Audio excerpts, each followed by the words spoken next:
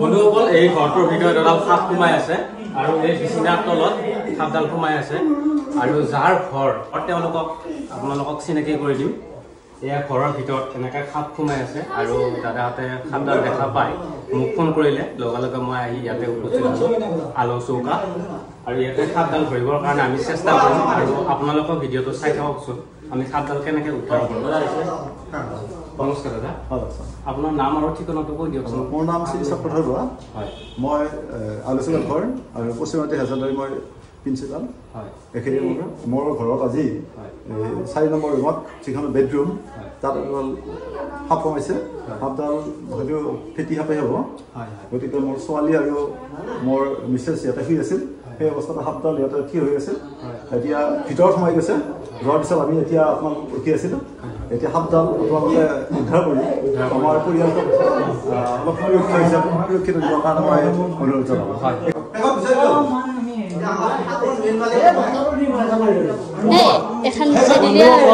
সেইটো কৰিবই নালাগে।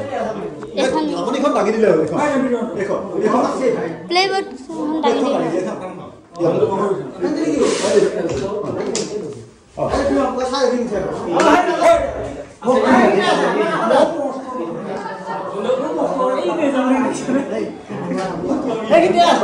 বন্ধুসকল সাপডাল আছে ইয়াতে।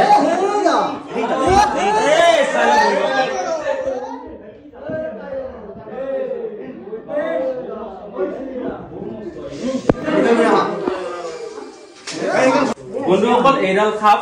এই ঘৰৰ ভিতৰত সোমাই আছে আলৌ চৌকাৰ একদম বিছনাৰ তলত আপোনালোকে দেখা পায়ে আছে। বন্ধুসকল এইডাল সাপ ফুলাবেৰিয়া সাপ আৰু এইটো সাপ ঘৰৰ ভিতৰত সোমাই আছে এনেকে আপোনালোকে দেখা পায়ে আছে। আৰু এই সাপ ঘৰৰ ভিতৰত থকাটো একেবাৰে বেয়া, কাৰণ এই কেতিয়াবা মানুহক কামোৰ মাৰি দিব পাৰে। আৰু বন্ধুসকল চাৰিওফালে পানী হৈছে, চাৰিওফালে পানী হোৱাৰ কাৰণে খাদ্যৰ সন্ধানত সাপে আহি ঘৰৰ ভিতৰত লয়, কাৰণ মানুহ য'ত থাকে ত'ত খাদ্য থাকে, খাদ্য খাবৰ কাৰণে নিগনি আহে আৰু নিগনি বিচাৰি আহি এই সাপে এনেকৈ ঘৰতে সোমায়। আৰু বন্ধুসকল এই দাদাহঁতে দেখা পাই ধুনীয়াকৈ আমাক ফোন কৰিলে। ফোন কৰাৰ পাছত আমি ইয়াতে উপস্থিত হ'লোঁ আৰু উপস্থিত হৈ এই সাপডাল আমি ধুনীয়াকৈ উদ্ধাৰ কৰিম, কাৰণ ইয়াৰো এটা জীৱন এটা আছে। আৰু এইগিলা বস্তু হৈছে প্ৰকৃতিৰ বস্তু আৰু প্ৰকৃতিখন বেলেঞ্চ কৰি ৰাখে। যেনেকৈ নিগনিটো খায়, এন্দুৰ খায়, এন্দুৰৰ পৰা আমাৰ প্লেগ বেমাৰ হয়, হয়নে বাৰু? আৰু প্লেগ বেমাৰ হয় আৰু সেই বস্তুটো এই সাপে খায়। সেইকাৰণে আমাৰ পৰিৱেশখন এই ধুনীয়াকৈ নিয়ন্ত্ৰণ কৰি ৰাখি আছে। সেইকাৰণে বন্ধুসকল আমি ধুনীয়াকৈ সাপ ধুনীয়াকৈ ধৰি জংঘলত এৰি দিওঁ, কাৰণ ইয়াৰ এটা জীৱন আছে আৰু ঘৰৰ ভিতৰত থকাটো একেবাৰে বেয়া।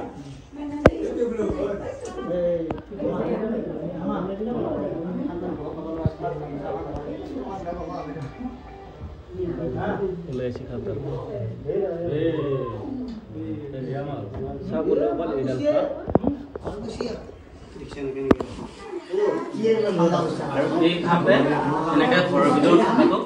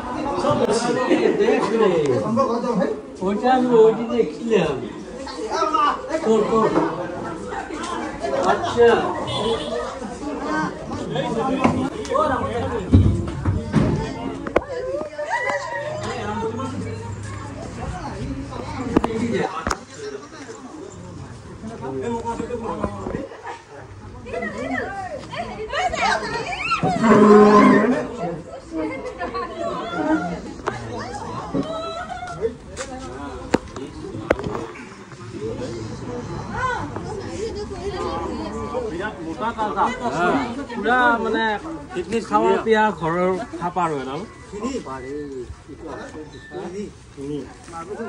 মাৰ্বল ফুল খালি বুলি ইয়াক খিনি বুলি মাতিলি ফুল খালি বুলি পেলাই মাৰি দিব আৰু নেকি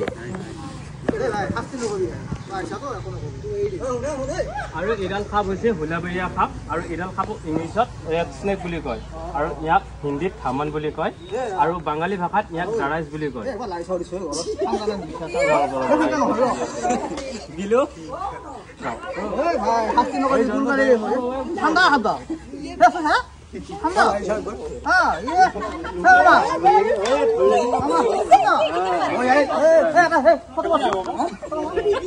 ফটো মাৰি দি ধুনীয়াকে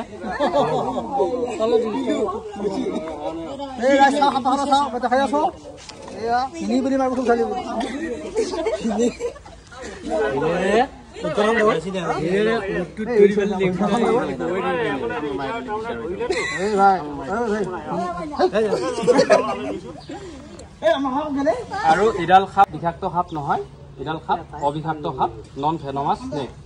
আৰু ই কামুৰিলে মানুহৰ একো নহয় চিটি ইনজেকশ্যন এটা ল'লেই হয় কিন্তু আকৌ যদি কেতিয়াবা আপোনালোকক কামুৰে তেতিয়াহ'লে চিধা হস্পিটেলত যাব কিয় জানেনে এডালৰ বিষ নাহে হয় কিন্তু ইয়াৰ বীজাণু আছে বীজাণুটো আছে ইয়াৰ নাইকটা নাই আৰু বহুতে কয় নাইকটা থকা বুলি কয় আৰু ইয়াৰ নাইকটা বুলি বস্তু একো নাই এইটো সম্পূৰ্ণৰূপে মিছা কথা আৰু ভুল ধাৰণা বুজি পাইছে সাপডাল ধৰাৰ কাৰণে কেনেকুৱা লাগিল বাইদেউহাত দাদাহাত ভাল লাগিছে নে আৰু এডাল সাপ হৈছে খুব ঠাণ্ডা প্ৰজাতিৰ সাপ ময়ে জন্ম দিছো বুলি নকওঁ সেইখিনিয়ে বাকী ৰ'লে আকৌ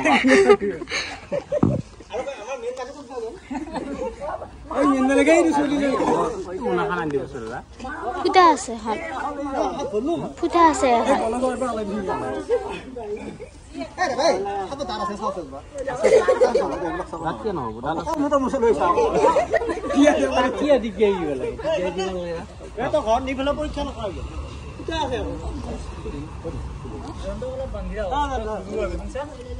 সাপ দেখালি পইচা পালো হে খাব নাখালি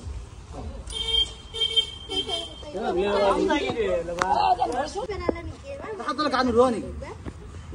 এই আমাৰ আজি গাড়ী হৈছিল অনন্তৰ ঘৰ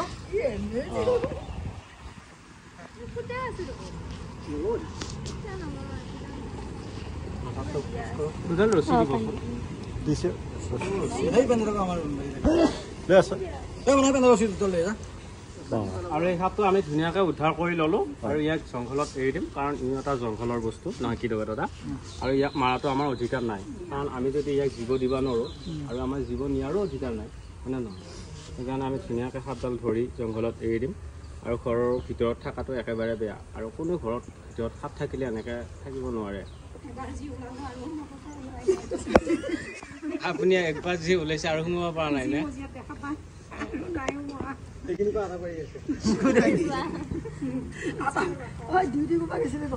আৰু আপোনালোকে এতিয়া জানিয়ে আছে ধৰ ঠাণ্ডাৰ দিন আহি আছে আৰু ঠাণ্ডাৰ দিন আহি আছে কাৰণে সাপে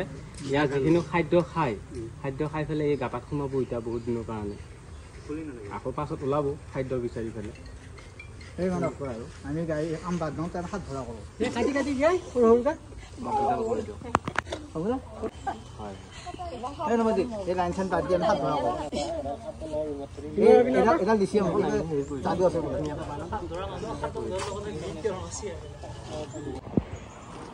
বন্ধুসকল এওঁলোকৰ ঘৰতে সাপডাল উদ্ধাৰ কৰিলোঁ আজি বিশ্বকৰ্মা পূজা আৰু বিশ্বকৰ্মা পূজা ইয়াতে হৈ আছে আৰু পূজা পাতিব পৰা নাই কাৰণ ঘৰৰ ওচৰতে সাপডাল সোমাই আছিল এওঁলোকৰো অশান্তি হৈ আছিল সেইকাৰণে পূজাখনো ভালকৈ পাতিব পৰা নাছিল আৰু এতিয়া আমি সাপডাল ধুনীয়াকৈ উদ্ধাৰ কৰি জংঘলত এৰি দিম বলক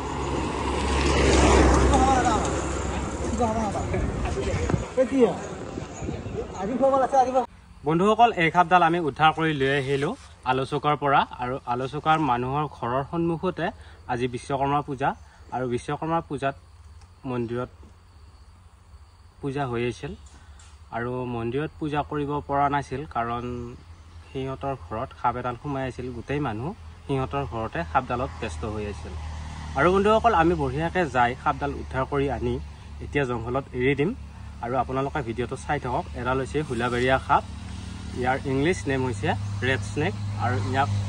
বাঙালী ভাষাত দাৰাইজ বুলি কয় আৰু ইয়াক নোহোৱা গুম বুলি কয় আৰু হুলাবেৰীয়া সাপ বুলি কয় আৰু দাৰাইজ বুলি কয় এনেকুৱা বিভিন্ন ধৰণৰ নাম আছে এই সাপডালৰ আৰু এতিয়া আমি সেই সাপডাল এৰি দিম কাৰণ ইয়াৰো এটা জীৱন আছে আৰু সেই জীৱনটোৰ কাৰণে ধুনীয়াকৈ ইয়াতে ছাৰ্ভাইভ কৰিব পাৰিব এই সাপডালে চাওক বন্ধুসকল একদম ক'লা আৰু এই সাপডালক হুলাবেৰীয়া সাপ আৰু এই সাপডাল একদম কলি ফেটি সাপৰ নিচিনা দেখা পোৱা যায় আৰু বন্ধুসকল এই সাপডাল আমি ধুনীয়াকৈ এৰি দিলোঁ এই জংঘলত কাৰণ ই যিখিনি জীৱন বাকী আছে সেইখিনি জীৱন এই জংঘলতে পাৰ কৰাব পাৰিব আৰু যদি ভিডিঅ'টো চাই ভাল লাগিল তেতিয়াহ'লে আপোনালোকে যিমান পাৰে ভিডিঅ'টো শ্বেয়াৰ কৰি দিয়ক দূৰ দূৰণিৰ মানুহক সজাগ কৰিবলৈ জয় আই অসম।